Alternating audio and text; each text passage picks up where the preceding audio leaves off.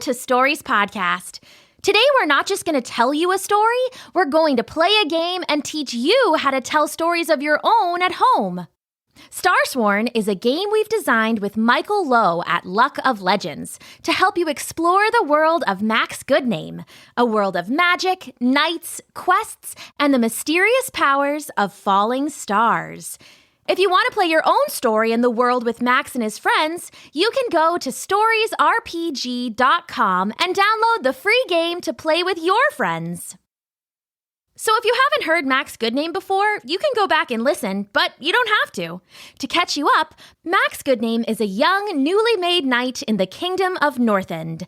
His best friends and adventuring buddies are Wallace Q. Wallace, Wizard at Large and Master of Illusions, and Corley Anders, healer, cleric, and singer of songs.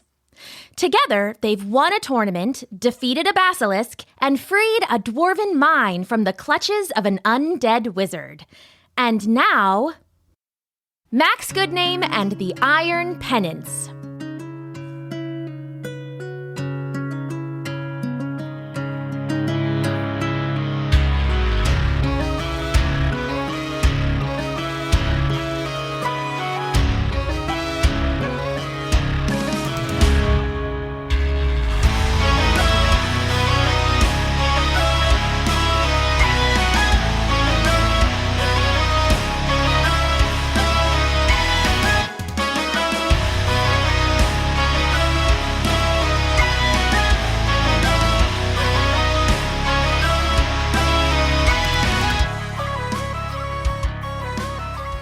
Welcome, everybody. Hello.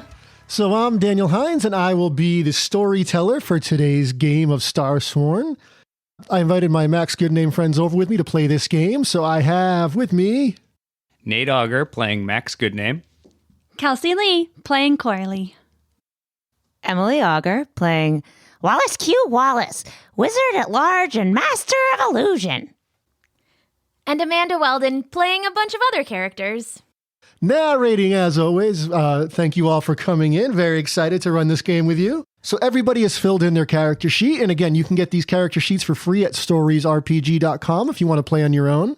And let's start with Max Goodname. Max, why don't you read through your sheet for us? All right. So I'm Max Goodname, the human knight. So the 5 I picked are, I'm excellent at sword fighting. I can't stand injustice. Wallace Q. Wallace is my best friend. I dream of being a hero of the realm. And I once won the King's Tournament. Excellent sheet. All right, let's go on to Corley Anders. Hello, I'm Corley, the elf cleric. I'm excellent at healing. Max is my heart song. I stand out because of my kind spirit. My downfall is I'm easily spooked.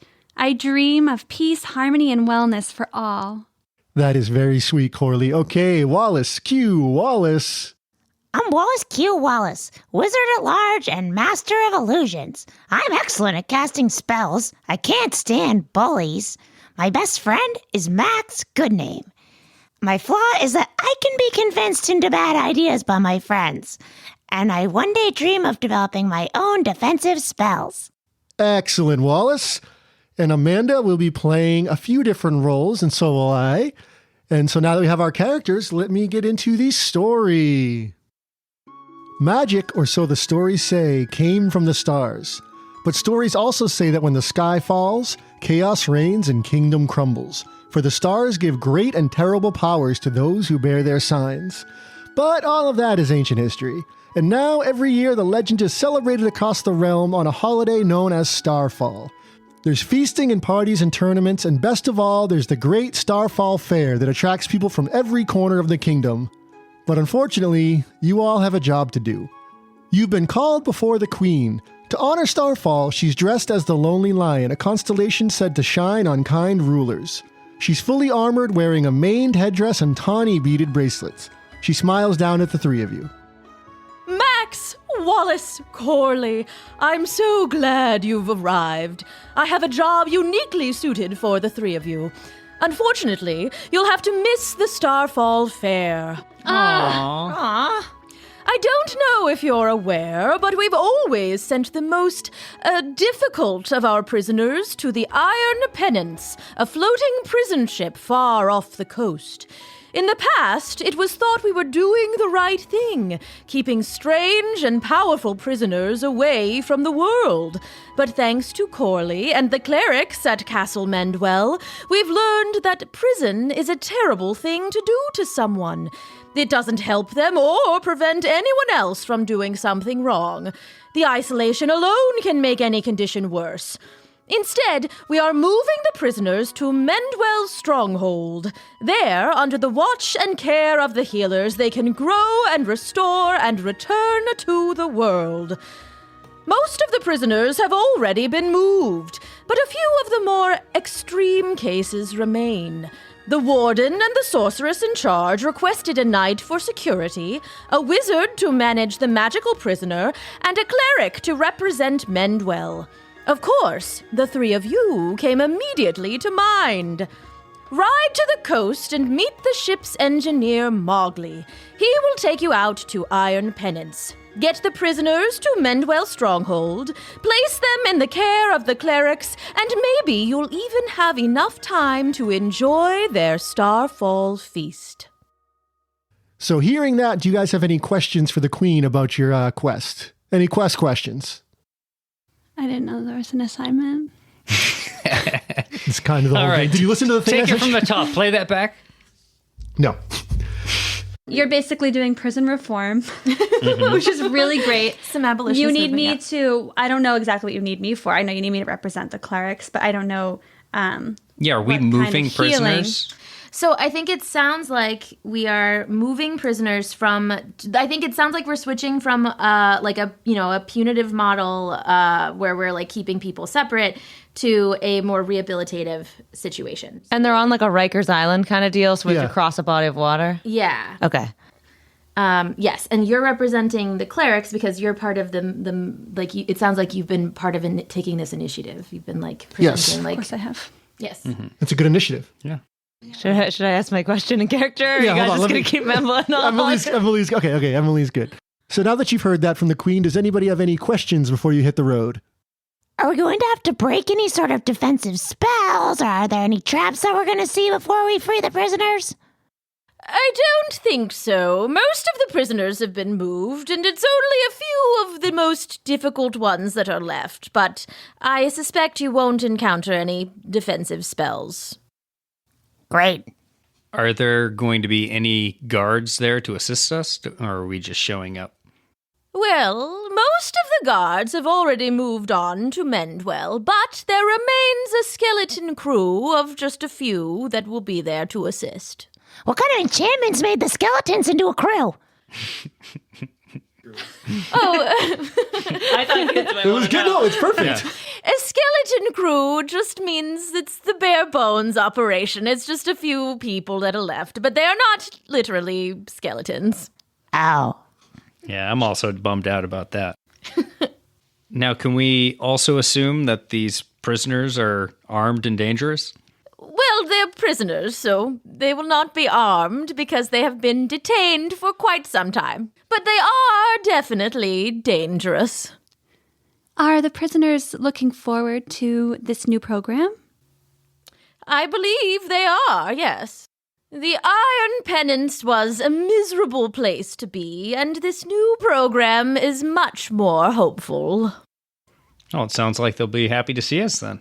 Your Highness, we are so grateful that you have chosen us three, and we will not let you down. Wonderful! I think I have chosen well. Good luck! Thank you. Thank you. Yeah, this sounds cool. So with that, you are bustled out of the throne room and you are prepared for your quest. You're given, supplies, a few good horses and everything. And soon you are ready to hit the road. Is there anything you guys want at the castle before you go? Well, I would like my medical bag. Of course, you have your medical bag. Well, is that fair to assume that I also have my sword? That's a good question. Yes, absolutely. So when you make your character sheet, when you kind of describe what you are, you can assume you have anything that your character would normally have. So Max, your sword and armor, maybe something to clean your armor, a whetstone to sharpen your sword, bed rolls, that kind of stuff. Corley, your cleric and medical supplies, some spell components maybe for your magic, maybe a small instrument to sing to when you're not singing a cappella. And Wallace, you'd of course have your wand and robes and all kinds of nude eyes and frog butts and whatever else you might use for your spells. And so with all that said, you hit the road on your horses. Beautiful. So it's a pretty well-traveled road that leads away from the castle, but soon you get into wilder country. And as you go, eventually you are stopped by a hulking figure in the middle of the path, and he holds up a single slab-like hand. You have the unfortunate luck of encountering Tango and Smash. I'm Tango, and my little friend there is Smash. Give us your horses, and you can be on your way. Or you can try us and taste my arrows. So, what will you guys do? And this is an excellent time, since you're new to the game, to give you some quick examples. So, whatever you decide to do, you'll look at your sheet, and anything that's relevant to what you want to do, you'll get a dice, up to 3 die. And you can do things like, you could get physical with them, you could cast a spell, you could do some social influencing, you could do some figuring out, like what the angles are, that kind of thing, or you could help out one of your friends with their move. And you guys can decide the order, you'll each get a move. I do not like to resort to violence, and I don't find it necessary this early in our quest to give up so much anger. I think we try reasoning with Tango and Smash. And when you're doing this kind of thing, everybody else can feel free to pitch each other lines and help each other out. It's kind of a collaborative story. I was Do you thinking. mind if I jump in on and talk to Tango and Smash? Even though you've come up with the idea of being nice to them. I think maybe I could help you out, Kelsie. Maybe I could create an illusion that makes it sound like we have a lot more people that are coming behind us, so they'll be more ready to be convinced to step aside. Oh, that is a pretty good idea. That's an excellent idea. So you will get a dice, you roll your die for that. So Wallace Q. Wallace, you are going to try to make the illusory sound of a small army coming up behind you. So you get 1 die for being a wizard, 2 dies for being excellent at casting spells, and a 3rd die because you hate bullies, which is very relevant in this situation. So roll your 3 die. I got a 4, a 5, and a 6. So a 4 and a 5 would be a success and also a trouble, but when you roll, you only take your highest result. So a 6 is a complete success. So all of a sudden behind you guys, you hear these sounds of hoofbeats and you see a small cloud of dust on the horizon as though a whole retinue of soldiers is coming up behind you. And Corley, what do you say with that? Our friends are on their way, and they care about us deeply and about this kingdom. It would be wise of you to let us pass. All right, Corley, and you get to roll die as well. So what do you have on your sheet that would work? I dream of peace, harmony, and wellness for all. So that's 1. Can you get to 3? I stand out because of my kind spirit. Excellent. How about a 3rd? I'm easily spooked. No, Maybe that you want to protect Max because he's your heart song? Exactly. I want to protect Smash. And you get a 4th die from Emily's help, from Wallace Q. Wallace Assistance. I got a 3, a 3, a 2, and a 4. All right, so your highest is a 4, which means a triumph, but also a trouble. So that means they hear what you say, and the big one, Tango, he buys it completely. So he is scared, and he says this as he runs away. I'm out of here. And Smash says, "Hey, wait for me!" But before he go, he looses an arrow at you as he flees into the forest. Max, you haven't acted yet. What would you like to do? I have my shield and I'm standing right next to Corley. I think I can probably just slide that right in front of her. All right, so you're going to try to block the arrow with your shield? Go ahead. What do you got? You got 1 for being a human knight? Can't stand injustice. That seems Exactly. relevant here. That's a good 2. And dreaming of being a hero. Absolutely. So you got 3 die, so go ahead and roll. I got a 5, a 4, and a 1. All right, you are going to leap in front of your friend Corley, and you are going to block the arrow, but unfortunately, you miss your shield, and you block it with your breastplate. And you will take 1 heart of damage. Corley takes none, but you will mark off, I think you can mark off dream of being a hero. So from now on, until you get that heart back, you can only roll 2 die instead of 3. Well worth it. Well worth it to protect your friend. Absolutely. Thank you, Max. Anytime. Nice block. Try using your shield next time. Well, Smash is just lucky he's not here. Otherwise, we'd have to tango. Hey-o! All right. So that challenge defeated. You guys make your way down the road. It's a long but pleasant ride along the coast. And finally, you get to a small, plain-colored fortress. And there you see an old dwarf with white hair and a big white beard. And he's waving at you. He has a small boat on the shore pulled up. I have a feeling this is the guy that we're looking for. And you see this old dwarf, and he says, "Hey, are you the trio the kingdom sent? The king and queen said they were sending some help our way." Yes, we are. Yes. "Hey, my name's Mowgli. What's your handles, partner?" I'm Corley. I'm Max. I'm Wallace Q. Wallace, wizard at large and master of illusion. Pleased to make your acquaintance. "Oh, pleased to make your acquaintance, too. This is actually my last day on the job. I retire tomorrow. I've been maintaining the arcane cores on this little boat and on the Iron Penance for the last 100 years. They want to close it down? Fine by me. I'm retiring. Just one last job before I go home to the missus and my babies and my grandbabies." You don't look a day over 89. "Oh, thank you so much. 89 is basically a child by dwarf standards." Well, thank you for your service. We'll make sure that your last day is a good one.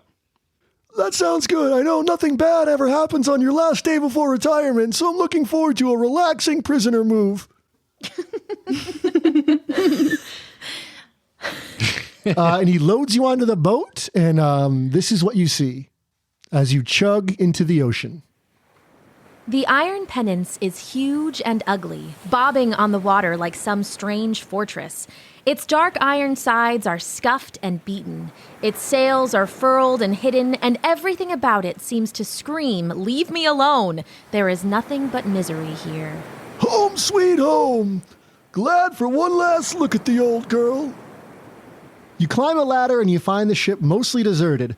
The few remaining guards wear iron armor in defiance of the sea and stand at their posts. Abroad... Spooked.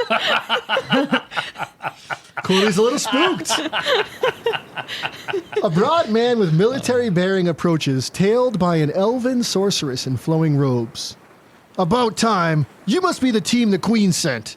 I still think she's wrong to close the Iron Penance. Dangerous characters like these deserve the brig and nothing more. And me, I am the brig, just as much as the ship and all its iron bars." Hello, I'm Wanda Walgood, and I am the sorceress in charge of the new Mendwell facility. Please ignore the warden. He's being very dramatic. We are actually very excited about this move, and we think that this is what's best for the prisoners, and we're very happy to have you here to help. She may be happy to have you here, but I'm not. These scum below deck deserve to be where they are. I'm going to touch the X card on what the warden is saying. If you feel the warden is a little over the top, totally fair to touch the X card. And just so everybody knows, if you ever decide something in the story upsets you or makes you uncomfortable, you can touch the X card in the middle of the table, or in our case, since we're recording audio, say it aloud, and we can remove it from the story or dial it back. No questions asked. It's our story, and the point is to have fun together. So if anything's bothering you, X card it, and we will just reel it in. So let me give that warden take again.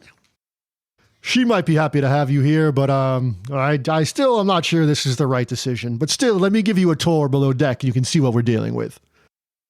Thank you so much for your service these many years. I hope that with the new program, we can enlighten you on the path of wellness and peace. Well, I can see you're one of the clerics that's behind this whole scheme, so maybe the less we talk, the better. You're driving me out of the job. They want to move me to some frou-frou facility, and I won't even be able to have my big axe. What am I going to do without a big axe? Wow, this is a big change for some of the employees here.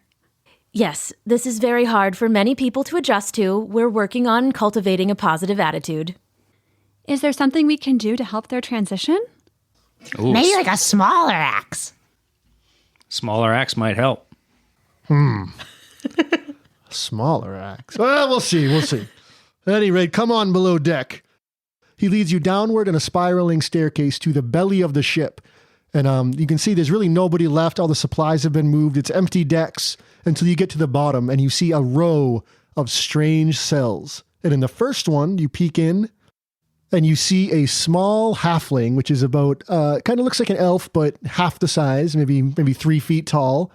And he's a small, kind of wiry looking fellow. When he sees you, he bows and he says, "Oh, hello there. My name is Macklin McCrick, gentleman thief at your service. Have you come to move us?" Hi, Macklin. I'm Max, and yes, we have. Macklin and Max, I see a friendship in the making. Well, I already have 2 friends. Why not 3? That's a good Max line. Don't be Macklin any big ideas about being his best friend. That spot's taken by me, Wallace Q. Wallace, Wizard at Large, Master of Illusions, at your service. So Macklin starts to reply again, and the warden cuts him off. "Hey, you all don't need to be friends with the likes of him. He's well-spoken enough, but he stole a dragon's hoard worth of gold." What'd you do that for? "Oh, I needed to feed my family." "He doesn't have a family. He's a single man just stealing gold and living large in the city." Everyone makes mistakes, and we all steal for different reasons, so I'm sure that, we're working on moving forward and learning new things. Let's not pass judgment. So the warden leads you down the row to the next cell. You see a strange creature. He's a cross between a goblin and a frog, and he has these giant yellow eyes that seem to shine with these light, like little spotlights. And the warden says, "It's a strange creature. We just call him Peeper. Careful, he can blind you with those eyes. And he was used as an accomplice in several robberies." Oh, what strange eyes. They remind me so of the moon. They remind me of the lunar spirit. Has anyone heard the story of the lunar spirit? No, do tell. The lunar spirit is known to do her work during the harvest moon. When the lunar spirit has its clear shining from moon to pond, they can lead to a hypnotic effect. I've seen it before. It's quite alarming. Well, he's just some kind of were-frog. Let's move on. In the next cell is a small, pale, what you instantly recognize as a vampire with slightly baddish features. Have you come to move me? Yes, we have. I cannot help it. I am always hungry. Well, I think they have some crackers upstairs. That should be Wallace's line because he's different than me. That's true. That's About more a of a snack. wise I guy. have some snack. venison jerky in my bag, but I might be able to magic it up to taste like blood. No, there'll be none of that. No feeding the prisoners. Next. Wait, guard. I have a question about this prisoner. I'm the warden. You can call me warden, or you can call me the brig. Oh, well, I'm sorry, the brig. I forgot. What'd you want to say to me? Oh, well, I want to know if this prisoner needs to be moved at night, or are we okay moving the prisoner during the day, or... The prisoner will be moved when we say he's moved. Well, that doesn't seem really Is the sorceress nice still to the present? prisoner. Sorceress, is it safe to move him during the day? It is, in fact, safe to move him during the day. Yes, we have a covering. We've dealt with this issue before. Don't worry. His safety will be taken into account. Okay, good. And we do feed the prisoners. The warden was being, silly, but we do feed the prisoners. We feed them more than they deserve. We feed them as much as they need because they're human beings and we take care of them. And Dracula's. Yes, they're living beings that we care for. In the next cell down, you see a beautiful elven woman. And she looks at you all and says, "Oh, I suppose you're here to move us. Well, just get on with it then." And the warden says, "This one's a spy. We caught her skulking around the kingdom. The less you say to her, the better. She can twist anyone's words." Oh, she reminds me so of my younger sister. "Oh, has your younger sister assassinated a king and stolen a kingdom's ransom?" Oh, she has not. "Well, then send her to me if she wants to learn how." The warden bustles you to the next cell, and this one is extra thick. You see ridiculous iron bars, and they are cold rolled, and it is the sturdiest cell you've ever seen. And inside, you see a hulking crab man with one giant claw and one little claw. And this is Clack. That's duck noises. That's bad. That's slurping noises. What are you trying to make a noise of? Crabman. Crabs don't really make a lot of noises, though, in real life. So I'm fine with it, though. I like that way better. Yeah, I like that better. And he pinches his claws at you and makes a weird gurgle. And the warden says, he's an expert safe cracker. That big claw of his can cut through anything, except for these special bars. And that's why he should be here and not in some frou-frou, whatever you call it. And what's the small claw for? Smaller safes. Perhaps. And then finally, in the last cell, you see a familiar face. Dirty and smelly as ever, you see Parlo the Pink, the disgraced knight who was once Max's mentor. Oh, Yeah, Who's this guy? It's going to be tough. That's Parlo, the stink. Hey, it's Parlo the Pink, and is that... Max, is that you? Yes, it is.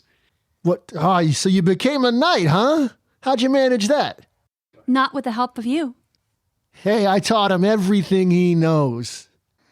Yeah, and I assume the reason you're in here is because of that recipe for grass soup. I've tried that before, and it is not great. He loved his grass soup. We all loved grass. Tell him about how much you love grass soup, boy. I wasn't a huge fan. Too much bark.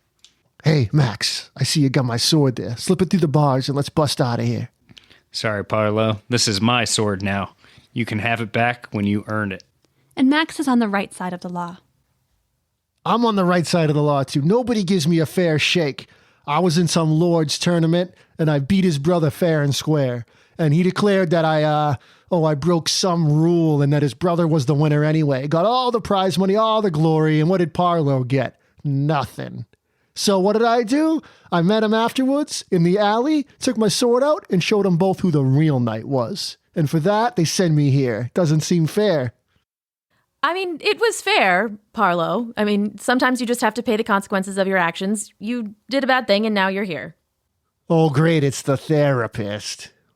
If there's one person I like less than the warden, it's her. Max, just slip me the sword real quick. Not going to happen. Good man, not gonna happen indeed. Let's get out of here. Poor Parlo.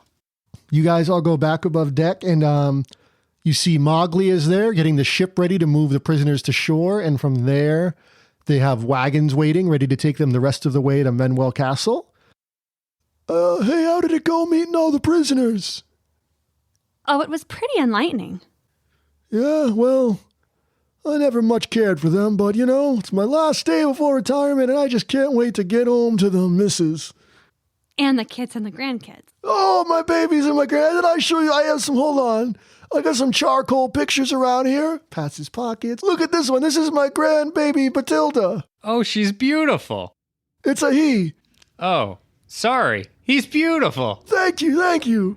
So Mowgli is talking to you, and then all of a sudden something strange happens with the world.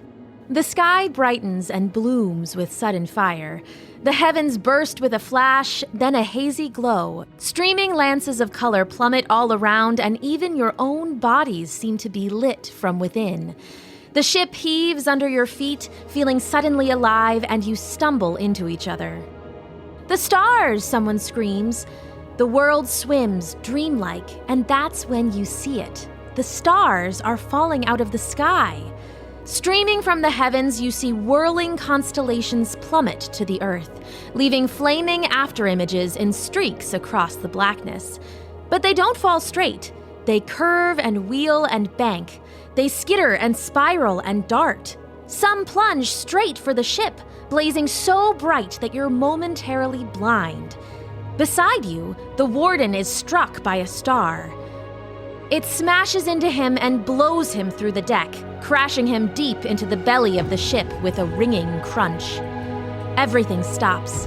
The sky is dark but for a sliver of moon, and for a long moment there is silence. And then, from below, in the depths of the iron penance, you hear a groan of metal on metal and then a strange, pulsing roar. And then you hear a voice from the water. Help! My arm! Arkle, he fell overboard! I dive in. All right, Max, you dive in wearing all of your armor. Wait, we're going on a tour. Oh, yeah. Fair enough. Did you take it all off at some point? Everybody knows that Max Goodname goes on a tour. He takes off his armor. That's right. All right. I'm going to need some way to magic me up some float. I'm gonna sink, all right. Yeah, I can't think of anything I could do right now. Well, you have different kinds of magic spells. You don't just have illusions. That's your best specialty. But you have spells. Max, you I feel are like she's certainly... more of a ward person, right? Yep, Corey, you have protective spells you could do. Max, you could, through sheer athleticism, grab him and a rope, perhaps, if you want to try. There's always stuff you can do. And you also have, still on deck, is Wanda Walgood, the sorceress, and you could always turn to her for help as well. All right. Well, I'm pot committed jumping in. And I think I probably get a couple of dice here for being a hero. I don't know how I can make winning the King's Tournament work out in my favor here, but... Sure, so you get one from being a hero, and then being a knight, we can assume you're used to wearing the armor and you're very athletic. So we can take those too. Okay. So rolling 2? Yep. And you still lost the heart from earlier, so you can't get 3. Oh, does that not apply to the hero one? You can't use the hero one at all, but you can use, and you can only use 2 max. Are we using the hero on this one? Yeah. All right, so instead you can use the knight, and you can use the King's Tournament as another indicator of your knightly prowess. Okay. So that's 2 die.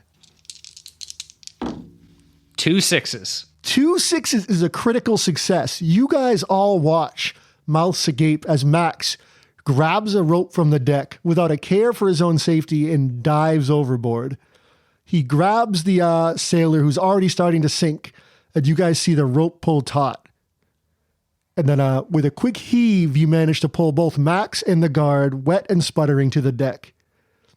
He says, oh, my Sir Knight, thank you. I thought I was drowned for sure. Oh, no problem. Just part of the job. I can't believe the stars have fallen. This hasn't happened in 100 years, 1,000 years. I thought it was a myth, and oh God, the sky is empty. So is it pitch black dark out? Can we even see There's a sliver of moon and some torches on the deck. Okay. How are we going to navigate our way? I'm not sure if I know any spells about that. And you guys remember, deep inside the ship, you hear the groaning of metal on metal in a strange pulsing roar. And you see Mowgli runs up, and he says, "Oh, the arcane engine! It must have been damaged when the stars crashed in. If that blows, the whole ship will be splinters." Well, we better get these prisoners off board. Somebody's got to get the prisoners, and somebody's got to take care of that arcane engine. I mean, I'm a good mechanic, but I need somebody with a little magic in me in case it wants to blow. Arcane. All right, buddy, here with me. Let's go. Max, you and I, let's go get the prisoners. Let's go. So first, Wallace Q. Wallace, you and Mowgli enter the engine room. You see a glowing rune-covered stone, and it is starting to shake and spin on its pedestal. Oh no, it's gonna blow. We gotta hold it in. I don't know. Do I know anything about the character of these stones? Yeah, so why don't you roll a check and we'll see. I'm going to cast a check on what I might know about these types of arcane engines. I'm excellent at casting spells. I'm interested in developing my own spells, and I'm a wizard, so that should be 3. That's 3. Okay. And you got Mowgli there to help you, so take 4. Okay. Rolling 4. My highest was a 6, but I also got a 5, a 2, and a 1. All right, well, we count the 6, and that is a success. You know this kind of arcane core, once it has been overloaded with magic, which you can tell is the case here. The magic of the stars, like in the old stories, must be true, because this core is overwhelmed with energy, and there's nothing you can do but get rid of it as fast as possible. You need to hurl it, perhaps, into the sea. Okay. I think they should ask one of the prisoners for help. Can I cast maybe a shield around it so that I can pick it up? Some sort of like a shield that protects my. Yep. So because I'm surrounded by wood right now in the hull of a ship, right? Yep. Okay. So I need to have some way to get it up and out. Yeah. So Mowgli's there, and he says, All right, I'll grab it and bring it up on the deck. You get somebody up there. We got to get this thing pretty far away before Maybe it I blows. can levitate it. Can I levitate it so that I can get it out? Yeah. Even better. I'd rather not touch it. It looks pretty hot. All right, I'm going to cast a levitation spell. You just make sure nobody gets in my way. All right, let's go. And then down in the prisoner's deck, you guys run down there and you see a few things. First, you see Macklin McCrick is trying to use a lockpick to open Clack, the crabman's door. Oh, so Macklin's already out? Macklin's cell has been shattered along with Parlow's cell, but Parlow is nowhere to be seen. All right, and I have a question. Yes. My critical success from the last roll I had, did that get rid of the damage to one of my hearts? Or I forget when that comes off. So somebody else could heal you if they wanted to take an action to do it. When the critical success, you might have healed if you were doing something easier, but because you were diving and plate mail into the water, the critical success just makes you accomplish that with no drawbacks at all. All right, perfect. All right, and it's Macklin. Oh, Hey. Macklin, what are you doing there? Help me, we got to get him out of here. Yeah, of course we do. We got to get you all out of here. Do you have the keys that were on the warden? Ooh, we didn't think to get the keys from the warden. Well, you see a warden-shaped hole through all the decks of the ship. It looks like he was blasted clean through. And in fact, when you look down the holes, you see he was blasted out of the bottom of the ship and you are taking on water. I don't think we're getting those keys. Make Max? way. Max, we have to figure out how to get these prisoners out of their cells so they don't drown. I agree. Well, I start slamming into the cells haphazardly. Well, that won't work. These are very secure cells, but I believe I can get in with a lockpick if you can just give me a little time. Okay. We don't have much time, but your plan is better than mine. Did you happen to see where Parlow went? No, but I believe I did see a bat fly down the hall. I believe it's Sallow Jax, the vampire man. Sallow Jax escaped? The falling stars must have damaged the wards on his cell, allowing him to transform into a bat and fly away. All right.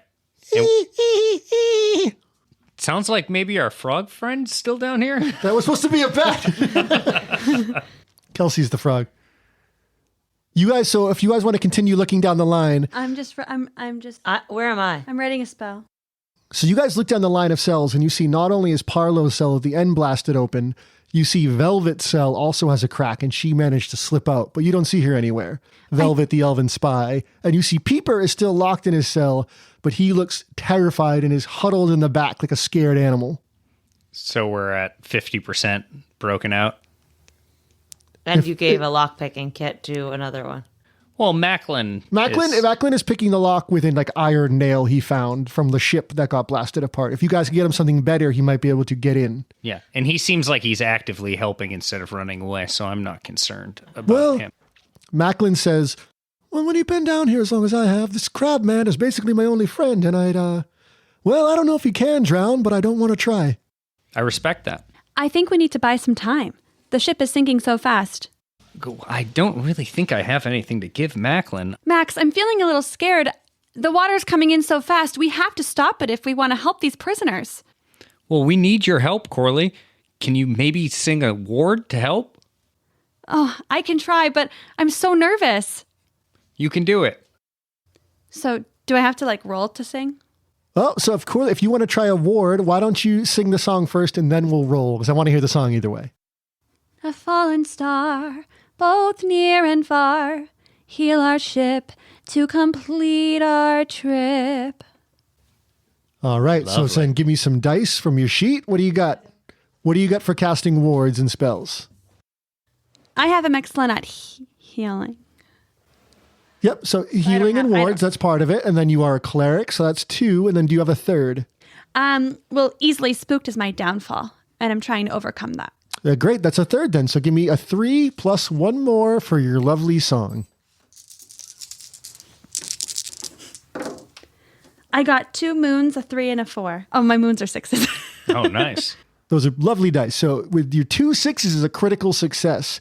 So you cast such a ward, it's a shimmering light and it fails a couple times. And then once you sing your song, you see the bent iron starts to fold back in and the wood splinters fly into place. And the gushing leak is now just a trickle, and you've definitely bought yourself a good chunk of time. Congratulate me. That was a great ward. Thank you, Max, for believing in me. Oh, thank you for singing so beautifully. Good work. I'm upstairs. Can I ask a question? Because I don't know how this game works. Can you explain why you get to roll more dice sometimes and fewer dice other times? What does each die signify? Sure. So you get up to 3 from your sheet and 1 if somebody's helping you or if it's a really good idea. So you get the 3 by looking at your sheet. So she was doing a ward. So in her lines, she's a cleric, and clerics no ward. So that's 1 die. And then on another line on her story sheet, she is good at healing. And healing is that kind of magic is related. And then the third one she got, she's easily spooked. And in this scenario, she is spooked and she's trying to overcome it. So those 3 aspects of her character give her a die each. Okay, so that means that she can, and we're just looking for like the highest number, and that's how we decide if it's successful or not. Exactly. Okay, so Yeah, if that's you the have benefit of so you could having say the for multiple more of dice. them, then You you could get say, that for more example, if opportunities. Corley rolled a... So for instance, if Corley rolled a 4 or a 5 there, which is a trouble and a triumph, she probably would have slowed down the water, but maybe the bat would have escaped out of the hole, or maybe she would have lost a heart, or maybe she would have given -1 to her next roll because it tired her out or something. -1 die, that is. And if she rolled a 1 or 2 or a 3, she would have failed. And that means it wouldn't have worked at all. But with having 4 dice, the odds that her highest dice would be a 1, 2, or a 3 would be low. Yeah. Okay. Excellent. So great job blowing the trickle. You see, let's cut back to Wallace above deck. You get the gem out and you put it down in a safe spot, and you see Velvet, the elven spy, running across the deck, and Mowgli's chasing after her. She's trying to steal my ship. You gotta stop her. And as you watch, Velvet vaults the ship's rail and lands in his little boat and is trying to get it started. Okay. So I'm going to run over, and what is the mechanism that he's moving the ship by? That's just oars? No, he has a smaller version of the same arcane core that's in the big ship that's going to blow. But this one on the ship is very small, just like a small magical kind of fire engine. Okay. I am going to try to also levitate out that core and bring it back up to me. All right. So you have those same 3 die for being a wizard casting spells. And being interested in developing new spells. And developing new magic. Yep. Yeah. So take those 3. Okay, I will take those 3. The highest I got this time was a 4, which is a triumph, but also trouble, so I'm concerned. You managed to levitate out the core, but unfortunately Velvet finds Mowgli's emergency oars and she starts rowing away his little ship. Okay. And you are concentrated on the spell, and she manages to get pretty far away. I am going to try to... Actually, is there anyone else nearby? Just what's his name? Mowgli? Mowgli the dwarf is there. He says, "Hey, she's getting away with my ship." So he's the only person available to help. Yes. Okay. And there's no other sea craft around. Yeah. So Mowgli says, "Oh, there's some life rafts down below we could get."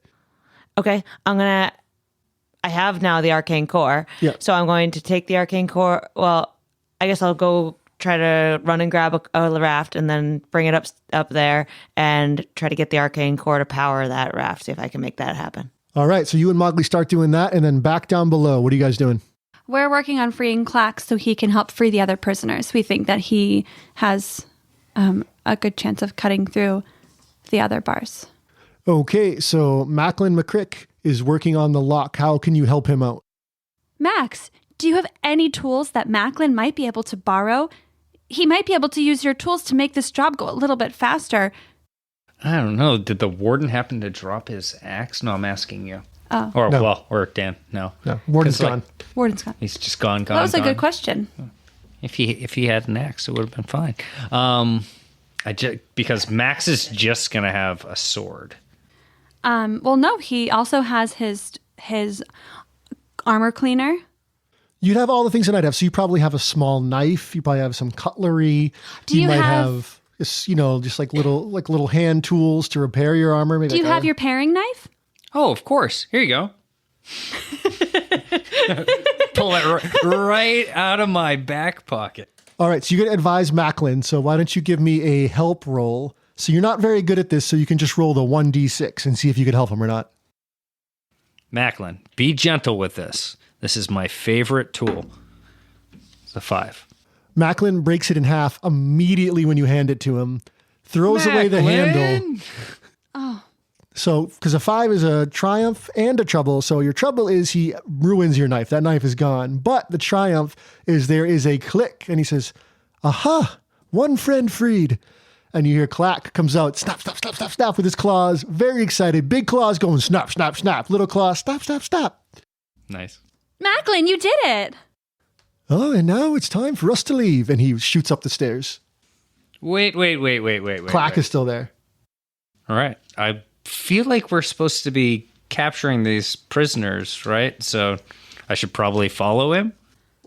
The ship is still sinking and you still have Peeper in the cell. But I also don't want to leave Corley by herself. Max, Wanda and I will work with Clack to free Peeper. All right, I'm out of here. So Max, you head up. As you're heading above deck, you run into Wallace Q. Wallace. Hey, Max, I tried to stop Velvet, but she's too smooth. She got away in a life raft. I got the arcane core out, and I'm trying to get another raft to chase after her. She took my boat. She took my whole ding-dang boat. Oh, everybody's getting away. We got downstairs and 3 people were already out of their cells, and I'm chasing this guy. So actually, Macklin calls down from above. He says, well, it appears there's nowhere really for me to run, so if we could all escape together, I'd happily avoid drowning. All right, why don't you come back downstairs and help? All right. And he comes back down to you guys, and he starts helping with the life raft. Kelsie, you and Wanda... Kelsie is Corley. Corley, you and Wanda Walgood are there, and you have Peeper huddling in the back of his cell, and you also have Clack the Crabman. But wait, wasn't Macklin able to just use the knife? He freed Clack, yeah. But... All the cells are different. Oh, they're all different. Yeah, they all have different needs. Yeah.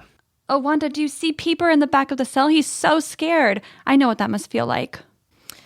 Peeper is very scared right now, but he's also very brave, and I think that Peeper is going to be okay. I think that... No, she's...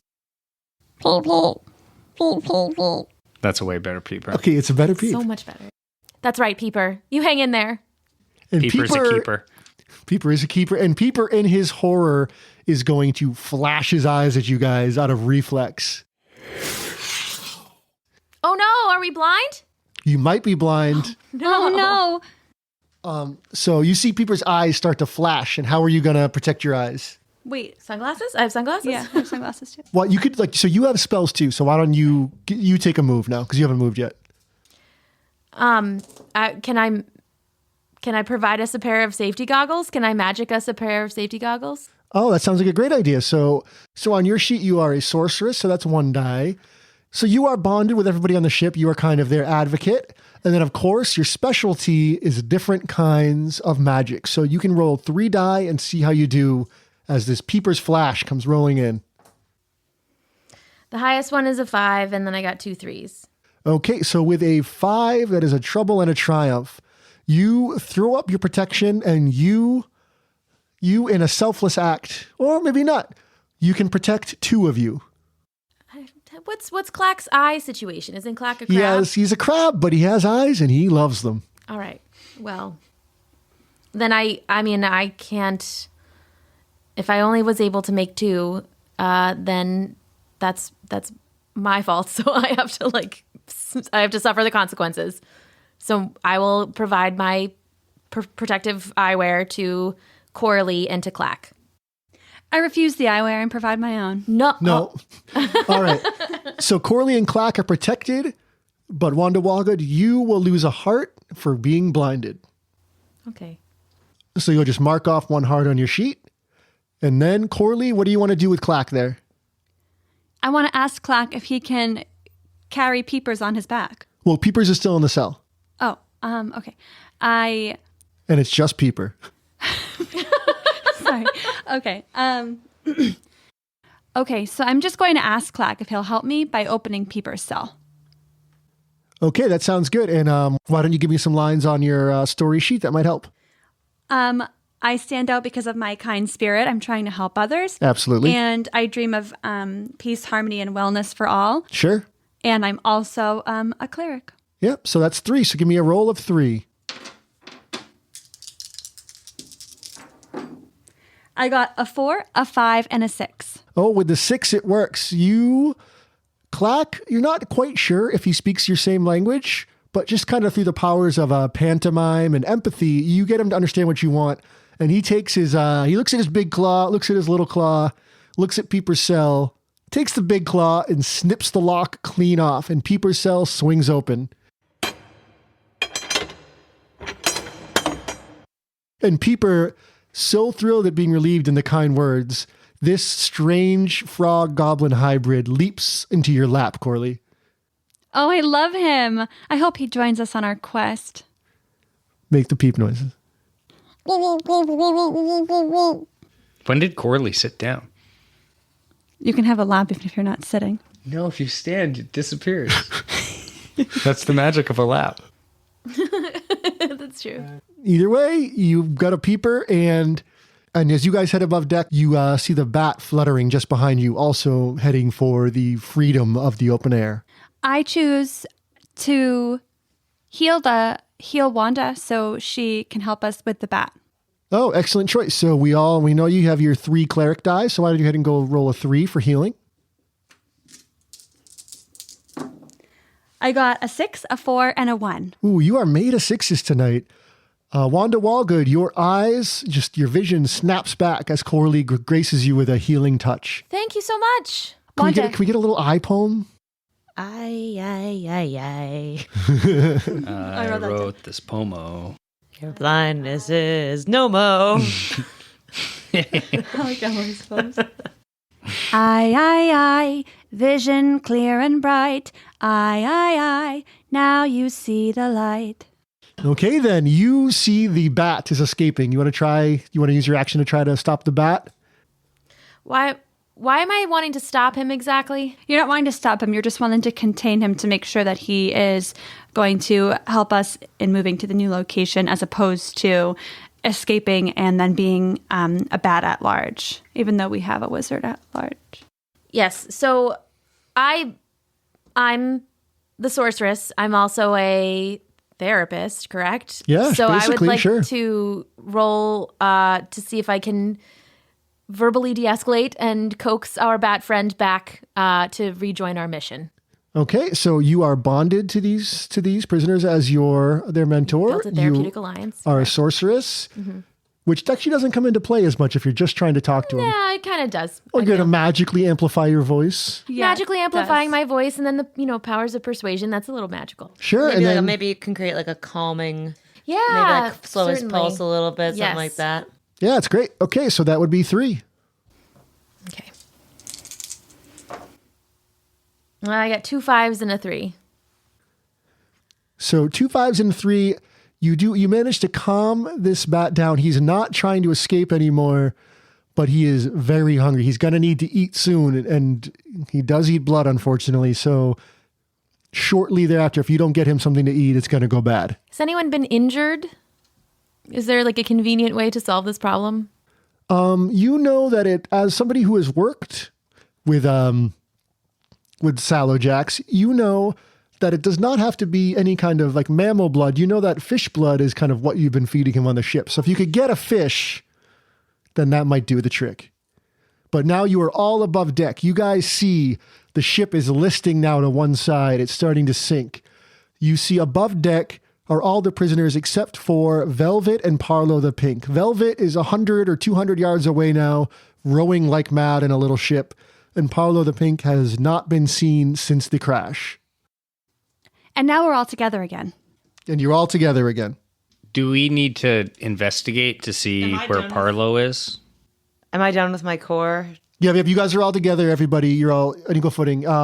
So the first thing you'd have to deal with now that you're up there is you have this core that is about to blow and you need to get it as far away from the ship as possible.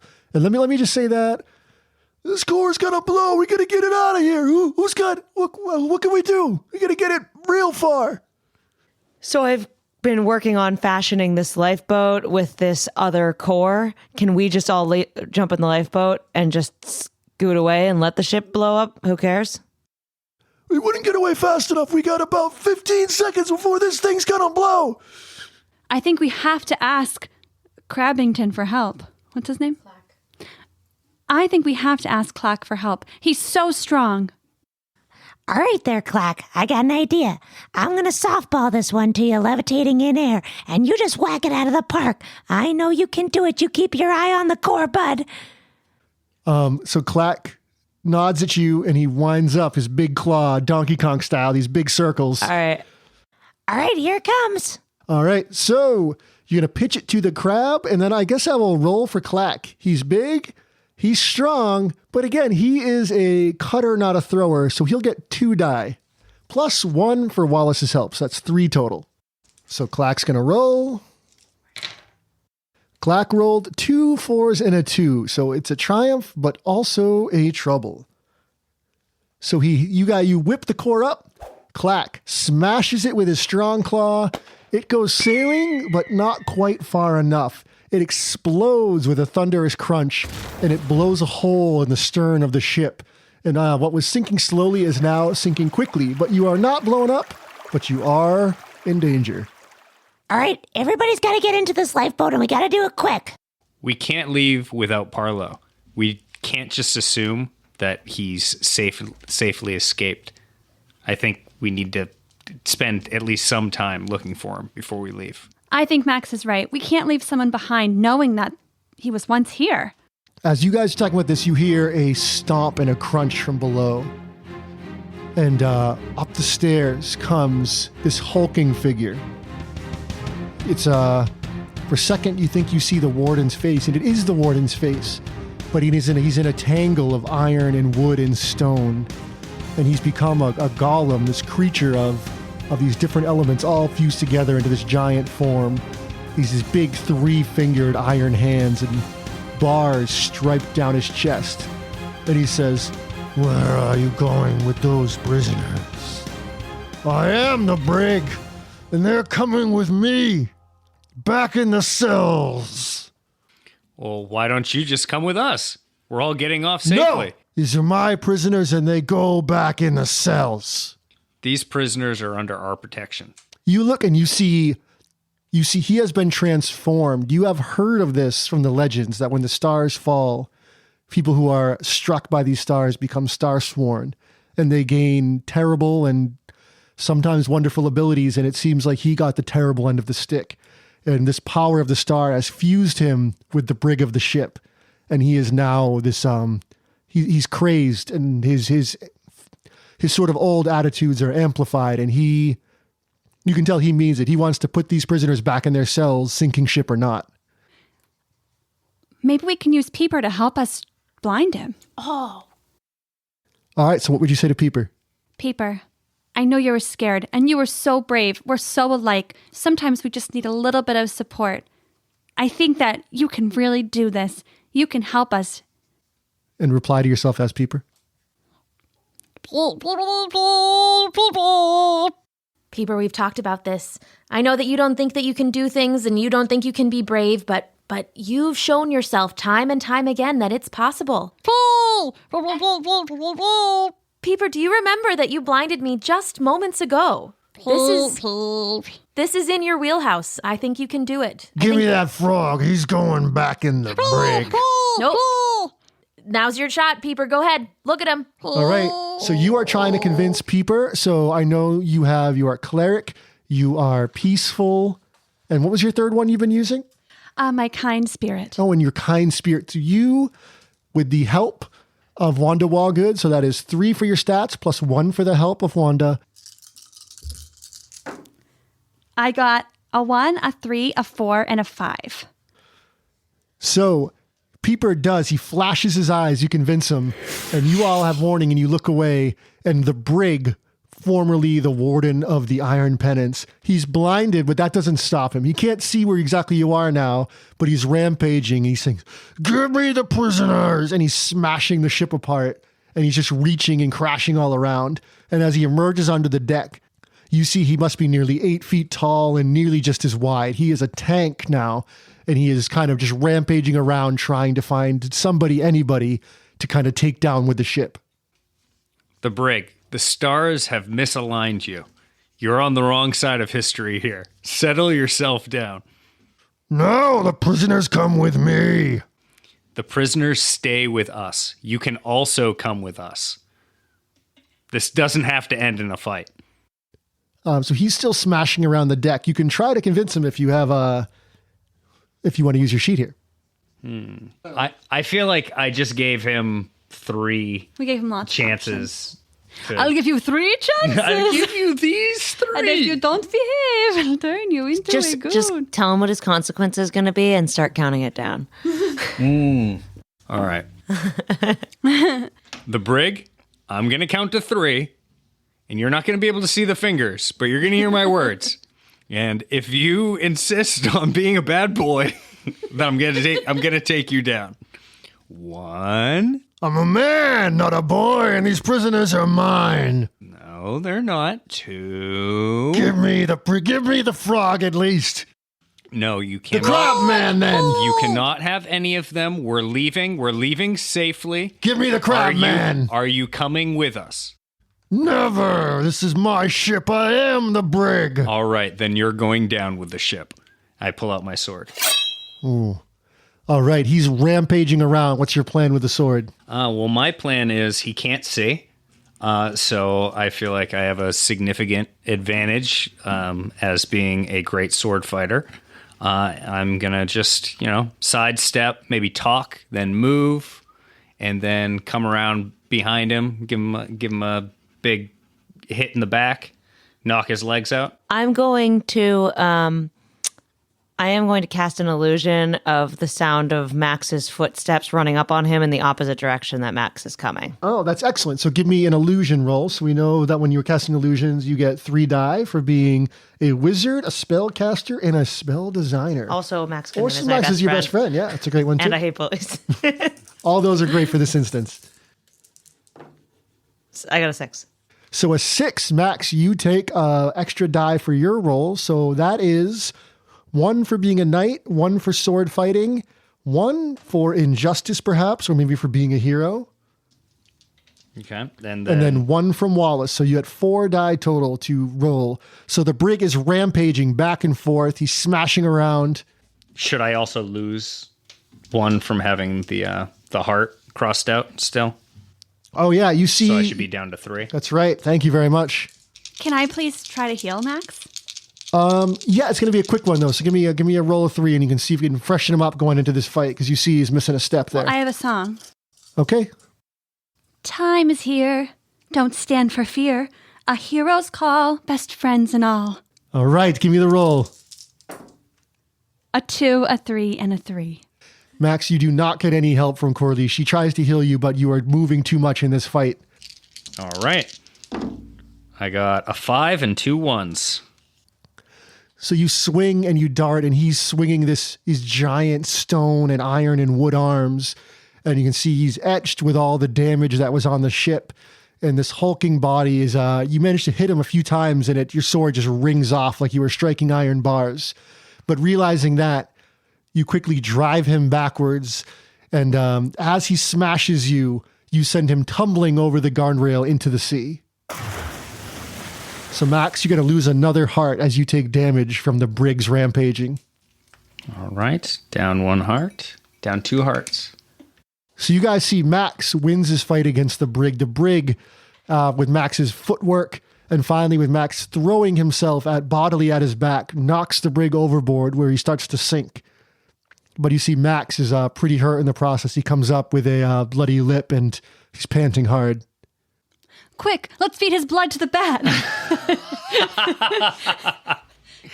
Okay.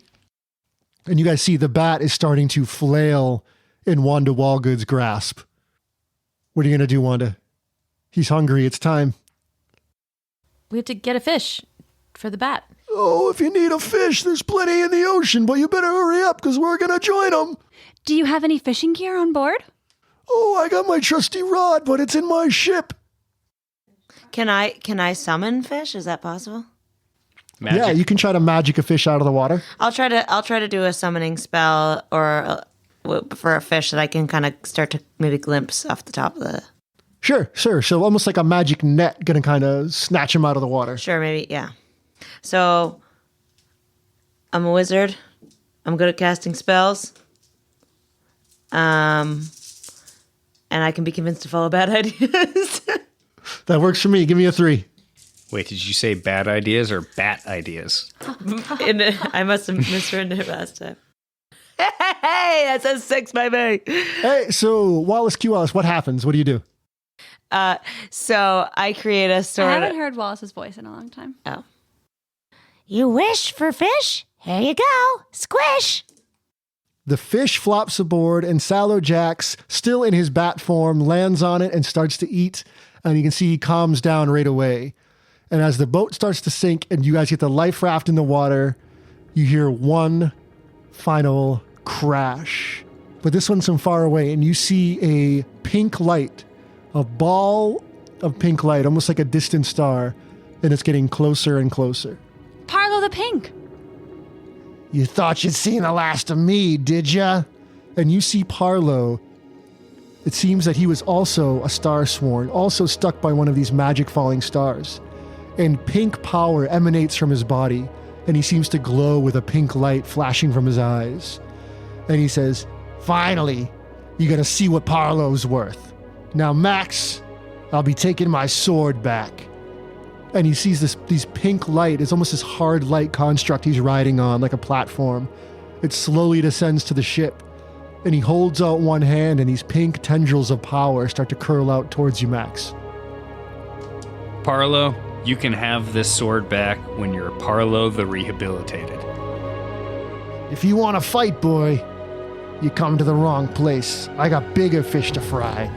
And these tentacles lash out, and the sword is snatched from your grasp. I hold on to it. All right, give me a roll. I'm guessing probably sword fighting Sure. and standing up for injustice. Sure. All right, so Max, for your roll, you've taken damage twice. That means you lost 2 dice. And I see you've marked off your dream of being a hero, and you marked off the King's Tournament. So you can't use either of those, but you can use one. You still have 1 die left. So you could use sword fighting here. All right, here it goes. 3. Oh, that's going to be trouble. A 3 is a failure. Parlo, you steel yourself. You put the sword in your swordsman grasp. You wait, but you're nothing. You're sand before the tide of Parlo's power. This pink energy washes over you and plucks the sword from your grip, and it curls back into Parlo's hand. And when he grabs the sword, it comes alive with pink fire. And he says, "That's right. Parlo's finally the one with the power. And now we're going to make the whole world know it." And then, like a comet, Parlo encases himself in this pink energy, this fallen star power, and he blasts off into the distant sea. Well, I guess we should all get out of here, huh? You said it. Well, that ding-dang elf stole my boat. Did not turn out to be an easy last day for you. I'm going to retire tomorrow. So the boat is listing now the giant hole from the arcane core and the smaller hole from the brig, just letting so much water in. You guys get this lifeboat in the water, and are you bringing everybody on board? It's big enough, but do you want to bring everybody on board? Of course. Clack, are you able to swim? Give me the clack noises. You were the clack noises. You didn't like my clack noises. You made fun of me so Yeah, long. but you are the It's what clack we noises. did still. Yeah. Yes, Clack says he can swim underwater. Well, as a cleric of Mendwell, I feel like Clack has earned his rehabilitation status, and if he chooses to part ways with us, he's earned that right. Hey, Wallace, did you hook up this core? Oh, yeah. Nice job, bud. Oh, it's a fine ship. Let me just start this up. And he thumps it. And Watch out, buddy. This thing rips. Yep, he thumps the rune and it makes that noise, and the lifeboat kind of sputters to life. And you guys pull away from the sinking ship, and Corley is having this conversation with wondering if Clack's rehabbed. And you guys realize that if you wanted to let any of them go, you could do it now and there'd sort of be no questions asked because the ship is sunk. Does anyone want to vote to see if we think Clack should go? I mean, what is Clack in for again? We said safe breaking. Yeah. Yeah, so you guys know Clack was a safe cracker, but similar to Peeper, Wanda, you would know that he was kind of used as a tool more than a mastermind himself. Oh, so he was exploited for his claws. Yes. All right. Corley, I agree with you, and I think that Clack has earned his rehabilitated status, and I think that if he chooses to part ways at this time, I'm comfortable with that. You're also welcome to stay with us, Clack. And he gestures to the wide open sea with hope in his eyes, and he says, Yes, you can go. Goodbye, Clack. Thank you for your help, and thank you for saving Peeper. So long, Crabman. Clackety clack. Don't come back. I'll never eat crab legs again. And Clack disappears into the ocean. And still on the raft, you have Peeper, Macklin McCrick, and Sallow Jax. How about them? They all kind of look at you like, oh, is being free an option? Well, Sallow Jack tried to escape. I don't feel like he's quite ready. I would agree. And Peeper looks at you. I'll give you some Peeper noises. Oh, Peeper, you've done so well on our journey. You've showed that you're brave. And you helped us defeat the brig. He has more treatment options, right? Like he has a disease that can be cured, doesn't he? Well, No. we said he might have been hypnotized. You guys thought that, but Wanda Wallgood, you would know that Peeper, much like Clack, was used as sort of like somebody might use a stun gun in a heist. Yeah, again, he was exploited for his, characteristics. Like he has these big eyes and things like that. So people understood that he was useful to them. Peeper is very vulnerable because he is quite susceptible to the influence of those around him and doesn't always understand the implications of his actions. So I think it would be most beneficial for Peeper to remain. I think it would be Under the most watchful eye of somebody safe. Yes, I think it would be most beneficial for Peeper to remain under the watchful eye of someone safe, like us, like Corley, perhaps. So that we are assured that he will be using his powers for good and not evil moving forward. Peeper, I would love to have you join us. I think that you'd make a great addition to our trio. No, we're not going to add Peeper forever. Here we are. I love him. I think he's so fun. We set the Okay, precedent good. that Make- Peeper is a keeper. Go ahead, He make can some, go in a little backpack on. Then make some Peeper noises. You want to stay with us? If that's okay with Max and Wallace, I thought we already decided this. Peeper's a keeper. Hey! That's my line. Keeper, oh jeeper. Yeah, Peeper's a keeper. it's settled. Peeper will stay with us until he feels confident to live on his own. And those decisions made, you guys are rocketing in the life raft back towards shore, where you will take the carts and bring the remaining prisoners, minus Peeper, who will be staying with you apparently, And the vampire girl. The elf girl. and Velvet, who escaped, and Parlo the Pink, who escaped. Yep. And Macklin's with us. He's Macklin's going with to- you. Macklin and Sallow Jack both understand that they need more rehabilitation, but maybe that they are less afraid of the program to come after seeing our kindness and generosity. Yeah, maybe you'll put in a good word for me. Of course. Macklin, I think that you deserve a good word. Maybe two good words. We'll see. Oh, thank you, Matt. And you guys head towards shore. Your mission mostly complete, but as you go, the moon passes behind a cloud, and you see, Corley and Max and Wallace, that there's a glow under your own skin. There's a strange constellation taking shape. Whoa, what's this? And as you see that, you realize that, in addition, not just Parlo and the brig, that you three too are now Starsworn. And as you head back, the questions of what your own Starsworn marks mean and what it means that the stars are gone from the sky, Corley, you're reminded of an old song, one of the Lore Mother songs about the starfall. And as your boat cruises across the still ocean waters, Corley's voice rings out into the night. When stars fall down like golden rain, leaving the sky a canvas plain, strange new magic soon awake. The world is spun and kingdoms quake.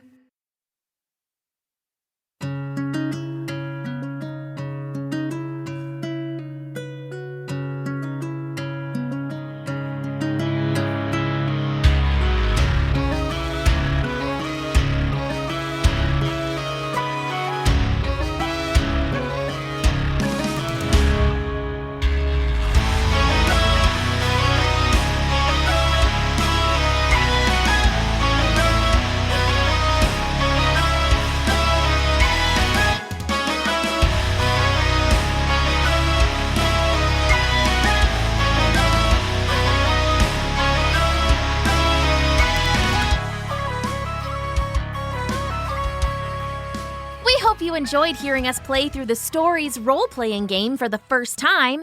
Remember, if you want to play along at home, there's a free story that's different than the one you just listened to, available to download at storiesrpg.com. Then you can play and act out the first chapter of your own Starsworn adventure with all your friends and family. New chapters will be coming monthly all through the winter, available to download at storiesrpg.com. Special thanks to Nate, Emily, and Kelsie Lee, our producer Andrew Martin, our friend Vindsvept, who wrote all the original music in the episode, and Michael Lowe, the designer of the Starsworn game with Daniel Hinds. Michael is a certified English teacher who runs online classes to help kids learn the joy of writing fiction by using storytelling games. If you'd like to hear your kids laugh, gasp in excitement, and write page after page of stories for the sheer joy of it, check out the classes on luckoflegends.com. Classes count for homeschool credit and come with Common Core aligned feedback on your child's writing, speaking, and collaboration skills, so you can help them keep growing as they play. And to check out all of Vindsvept's music, head to youtube.com/VINDSVEPT.